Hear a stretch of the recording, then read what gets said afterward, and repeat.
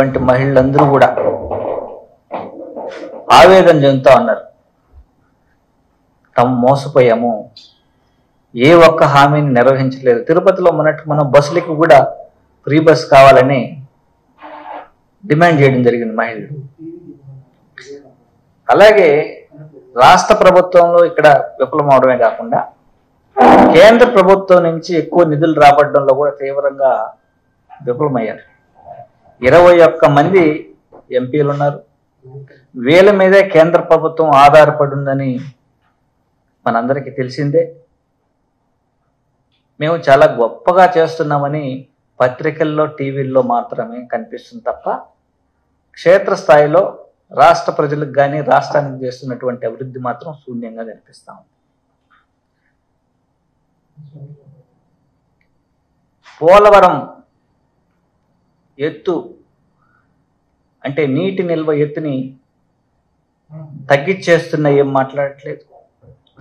అలాగే వైజాగ్ స్టీల్ ప్లాంట్ని ప్రైవేటైజ్ చేస్తాము అని చెప్తున్నా ఏం మాట్లాడట్లేదు. అలా బీహారు, ఉత్తరప్రదేశ్ ఆ రాష్ట్రాలకు కానీ నార్త్ ఇండియాలో ఉన్నటువంటి ఇతర రాష్ట్రాలకి సింహభాగం నిధుల్ని కేటాయిస్తూ ఆంధ్ర రాష్ట్రానికి మొండి చేయి చూపిస్తున్నా కూడా మాట్లాడే పరిస్థితి లేదు పార్లమెంట్లో. కేవలం తమ ఎంపీల్ని పార్లమెంట్లో వైఎస్ఆర్ కాంగ్రెస్ పార్టీ మీద అలాగే వైఎస్ఆర్ కాంగ్రెస్ పార్టీ నాయకుల మీద బురద జల్లడానికి మాత్రమే తెలుగుదేశం పార్టీ వాళ్ళ ఎంపీల్ని పార్లమెంట్లో వినియోగిస్తూ ఉంది. అంతే తప్ప రాష్ట్రానికి నిధులు రాబట్టడం కోసమో రాష్ట్ర అభివృద్ధికి అహర్నిశలు కష్టపడడం కోసమో ఉపయోగించడం లేదని నిన్నటితో ఇంకా క్లియర్గా తేటతెల్లమైంది.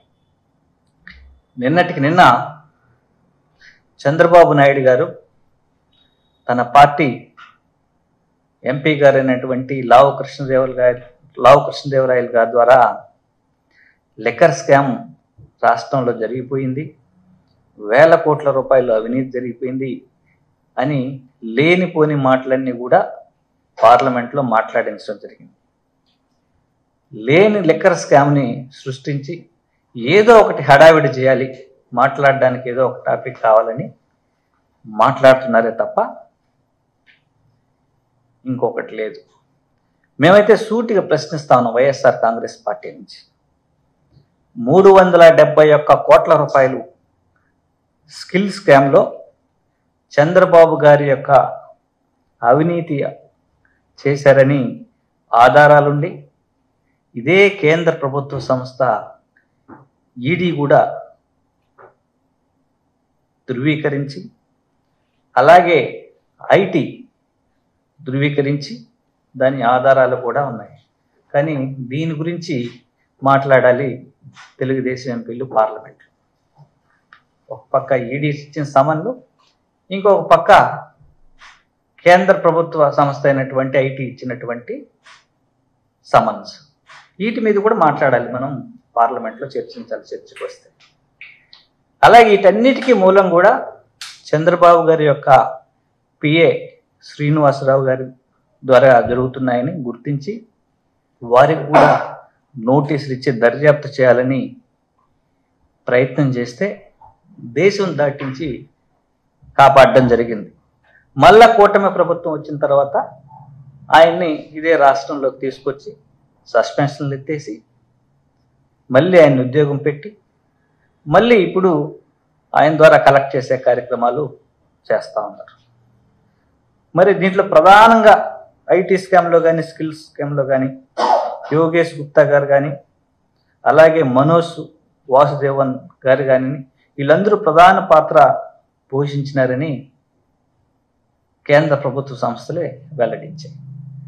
అలాగే మనం చూసినట్లయితే టిడ్కో ఇళ్లకు సంబంధించినటువంటి నిర్మాణాల యొక్క రేట్లను పెంచేసి దాని ద్వారా డబ్బులు ముడుపుల ద్వారా పిఏ శ్రీనివాసరావు గారి ద్వారా తీసుకున్నారని అవి కూడా తేటతెల్లమయ్యాయి. ఇలా ఏది చేసుకున్నా కూడా ఇలాంటి స్కాములతో అడ్డంగా దొరికిపోయినటువంటి చంద్రబాబు గారి గురించి పార్లమెంట్లో మాట్లాడాలి. ఈ ధైర్యం లావు కృష్ణదేవరాయ గారికి పార్లమెంట్లో ప్రశ్నించాలి. వీటి మీద దర్యాప్తు చేయమని పార్లమెంట్లో అడగాలి. లేనిపోని కేసుల మీద కాకుండా ఆల్రెడీ పట్టుబడిన కేసుల మీద దర్యాప్తు ఎంతవరకు వస్తుందో కేంద్ర ప్రభుత్వాన్ని ప్రశ్నించుంటే చాలా బాగుండేది. అలాగే అందరూ కూడా హర్షించుండేవాళ్ళు. ఎందుకంటే నిజాయితీగా ప్రశ్నించారని మంచి ప్రశంసలు అంది ఉండేవి. ఇటు రాష్ట్రంలో కానీ అటు దేశవ్యాప్తంగా కానీ బాగా ప్రజల్లో రాష్ట్రంలో వ్యతిరేకత, అలాగే కేంద్ర ప్రభుత్వంలో కూడా పెద్ద పస లేకుండా ఉండదని గుర్తించి తెలుగుదేశం పార్టీ ఇలాంటి తప్పుడు వార్తల్ని ప్రచారం చేస్తూ ఉన్నారు. ఈ ప్రచారానికి కొంత బలాన్ని చేకూర్చుకోవాలని ఆ లిక్కర్ దానికి సంబంధించినటువంటి ఆ బేవరేజ్ సంస్థలో పనిచేసినటువంటి ఎండి గారిని కానీ, అలాగే డిప్యూటీ సూపరింటెండెంట్ కానివ్వండి, అలాగే కొంతమంది క్లర్కుల్ని, కొంతమంది అవుట్ సోర్సింగ్ పిల్లల్ని బెదిరించి వాళ్ళ దగ్గర వాంగ్మూలాలు రాచుకుంటామని వాళ్ళ మీద హరాస్ చేసి కొట్టి ఎన్ని చేస్తే ఎవిడెన్స్ లేకుండా భయభ్రాంతులు గురి చేసి ఏ పేరు చెప్పమన్నా చెప్పేస్తారు. భయభ్రాంతులు గురి చేస్తే ఉద్యోగులు ప్రధానమంత్రి పేరు చెప్పమన్నా చెప్తారు, కేంద్ర మంత్రి పేర్లు చెప్పమన్నా చెప్తారు, ఇంకా ఎవరి పేర్లు చెప్పమన్నా ట్రంప్ పేరు చెప్పమన్నా చెప్పేస్తారు భయపెట్టి. ఏం చేస్తారు వాళ్ళు? ఇలాంటి తప్పుడు సాక్ష్యాల్ని సేకరించే పనిలో బిజీ అయిపోయినారు, రాష్ట్ర అభివృద్ధిని గాలి వదిలేసి. అలాగే మిథున్ రెడ్డి గారు ఒక పార్లమెంట్ సభ్యుడు. ఆయనకి అనవసరంగా లిక్కర్ కేసుని అంటగడుతూ ఉన్నారు. వాళ్ళ నాన్న పెద్దిరెడ్డి రామచంద్రారెడ్డి గారు మనందరికి తెలుసు, అటవీ శాఖ మంత్రిగా పనిచేశారు, అలాగే విద్యుత్ శాఖ మంత్రిగా పనిచేశారు. ఆయనకి ఎక్సైజ్తో ఏం సంబంధం? ఆయన్ని ఎక్సైజ్కి అంటగట్టే ప్రయత్నం చేస్తారు. అంటే ఎప్పుడో ఉన్నటువంటి పాత గొడవల్ని దృష్టిలో పెట్టుకొని పెద్దిరెడ్డి గారి కుటుంబాన్ని ఎలాగైనా అన్నింటిలో ఇరికించాలనే ప్రయత్నం తప్పితే వాస్తవ దూరంగా ఈ ప్రభుత్వం వ్యవహరిస్తూ ఉంది. కక్షపూరితంగా వాళ్ళకి కావలసిన విధంగా సాక్ష్యాల్ని సేకరించుకునే పనిలో బిజీగా ఉంది, భయపెట్టి చిన్నపాటి ఉద్యోగాలను భయపెట్టి. అలాగే రాజ్ కసిరెడ్డి గారు, ఈయన్ని కూడా అనవసరంగా ఈ వ్యవహారంలోకి లాగుతున్నారు.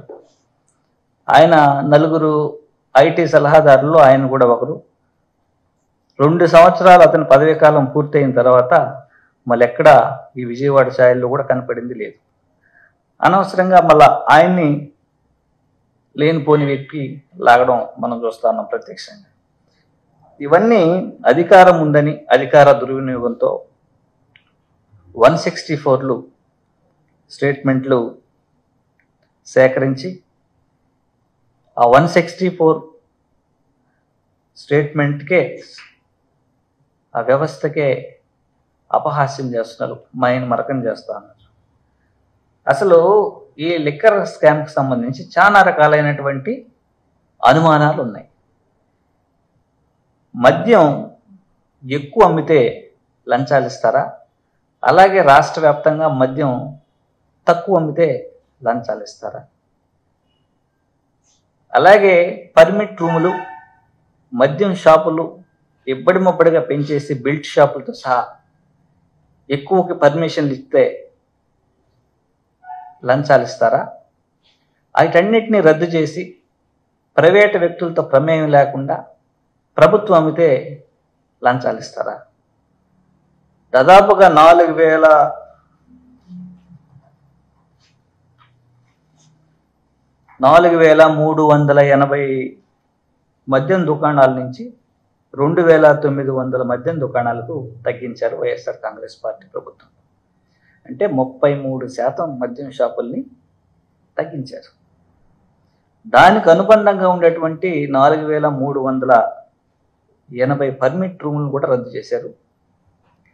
ఈ లిక్కర్ షాపులకు అనుగుణంగా దాదాపుగా 43,000 బెల్ట్ షాపులు ఉంటే అయితే నమ్మేశారు. వాటిని తీసేశారు, ఎత్తేశారు.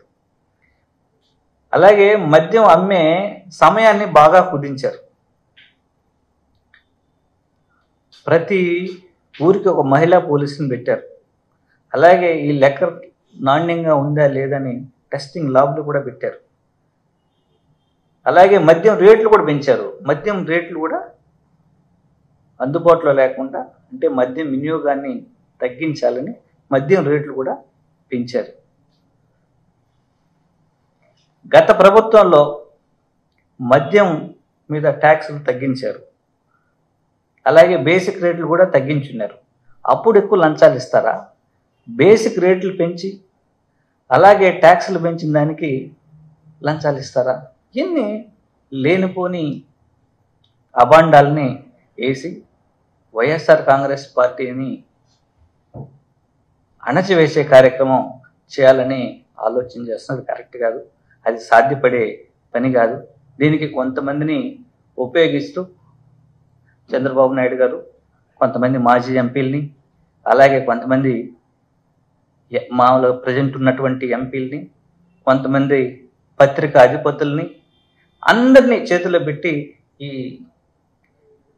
మద్యం కుంభకోణంలో ఏదేదో జరిగిపోయింది, లేని కుంభకోణం జరిగిపోయిందని సత్యదూరమైనటువంటి మాటలన్నీ ప్రజల మనసుల్లోకి చొప్పించే కార్యక్రమం చేస్తున్నారు. అవన్నీ తప్పుడు వార్తల్ని పత్రికాధిపతులు కూడా ఆలోచన చేసి ఏది నిజమో వాటిని మాత్రమే ప్రసారం చేయాలి, అలాగే ప్రచురించాలి తప్ప ఎవరో మనకు లబ్ధి చేస్తున్నారనే ఉద్దేశంతో ఏ న్యూస్ అంటే ఆ న్యూస్ తప్పుడు సమాచారాన్ని ప్రజల్లోకి చొప్పించడం చాలా తప్పు.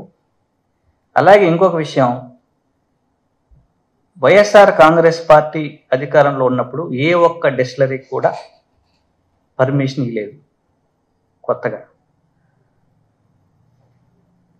అలాగే కొత్త బ్రాండ్లకు కూడా పర్మిషన్ ఇవ్వలేదు. దాదాపుగా 200 బ్రాండ్లకు పైగా అనుమతులు ఇచ్చింది చంద్రబాబు గారి ప్రభుత్వంలోనే. ఈ ప్రెసిడెంట్ మెడల్ అని, హైదరాబాద్ బ్లూ డిలక్స్ అని ఎన్ని 2017 నవంబర్ 22లో ఇచ్చారు. గవర్నర్ రిజర్వ్ అని, లెఫైర్ నెపోలియన్, వోక్టోన్ barrel aged, seventh heaven blue, ఇట్లా ఈ బ్రాండ్లన్నీ 15 బ్రాండ్లు 2018లో ఇచ్చారు, అక్టోబర్ 26న. ఇక high voltage gold, SNG 10,000, British empire super strong premium, British empire ultra, ఇలాంటి బ్రాండ్లు 2017 జూన్ 7న అనుమతులు ఇచ్చారు. Royal palace, new king, sign out, ఇలా విస్కీ బ్రాండ్ 2018 నవంబర్ 9న చంద్రబాబు గారే పర్మిషన్ ఇచ్చారు. బీరా 91 పేరుతో 3 రకాల బీర్లని 2019 మే 14న చంద్రబాబు గారి ప్రభుత్వమే అనుమతులు ఇచ్చింది. TI mansion house, TI courier Napoleon whisky, ఈ బ్రాండ్లన్నీ కూడా మే 15, 2018 అనుమతులు ఇచ్చారు. పవర్ స్టార్, లెజెండ్, ఇట్లా బ్రాండ్లన్నీ కూడా చంద్రబాబు, ఇవన్నీ ఒకటి కాదు 200 బ్రాండ్లు, ఇవన్నీ కూడా చంద్రబాబు గారి ప్రభుత్వంలోనే అనుమతులు ఇచ్చారు. ఈ అన్ని అనుమతులు పొందిన దానికి, ట్యాక్స్లు తగ్గించిన దానికి, అలాగే డిస్టిలరీల యొక్క స్లాబ్ రేట్లు తగ్గించిన దానికి లంచాలు ఇస్తారా? ఏ ఒక్కదానికి పర్మిషన్ ఇవ్వకుండా స్లాబ్ రేట్లన్నీ పెంచి డిస్టిలరీస్ దగ్గర నుంచి మద్యం కొనుగోలు చేసి, అలాగే ప్రైవేట్ షాపులు ఏ ఒక్కటి లేకుండా అన్ని ప్రభుత్వ రంగంలో షాపులు పెట్టించి మద్యం అమ్మే వేళల్ని తగ్గించి ఇవన్నీ చేస్తే లంచాలు ఇస్తారా? ఇవన్నీ ప్రజలకు తెలియాలి. దయచేసి ఈ విష ప్రచారాలని నమ్మొద్దండి. ఒక వలయంలాగా ఏర్పడి విష ప్రచారాన్ని ప్రజల్లో చూపించి వాళ్ళు చేస్తున్నటువంటి అభివృద్ధి పనులు, చేస్తామన్నటువంటి అభివృద్ధి పనులు చేయలేదు కాబట్టి, అలాగే ఇస్తామన్న సంక్షేమ పథకాలు ఇవ్వలేదు కాబట్టి ప్రజల యొక్క ఆలోచనని డైవర్ట్ చేయాలన్న ఉద్దేశంతో ఇవన్నీ చేస్తున్నారు. కానీ ప్రజలు విఘ్నులు, ఇవన్నీ గమనిస్తూనే ఉన్నారు. ఎంతో కాలం పడది ప్రభుత్వం మీద ఈ రాష్ట్రంలో ఉన్నటువంటి ప్రజలందరూ ఎదురు తిరగడానికి. కాబట్టి రేపు పార్లమెంట్లో జరిగే సమావేశాల్లో ఖచ్చితంగా టీడీపీకి సంబంధించినటువంటి ఎంపీలు చంద్రబాబు గారి మీద ఉన్నటువంటి ఈడీ నోటీసుల మీద, ఐటీ నోటీసుల మీద మాట్లాడాలని, తద్వారా ప్రజలకు మంచి మెసేజ్ చేయాలని వైఎస్ఆర్ కాంగ్రెస్ పార్టీ తరపు నుంచి సూచిస్తాము.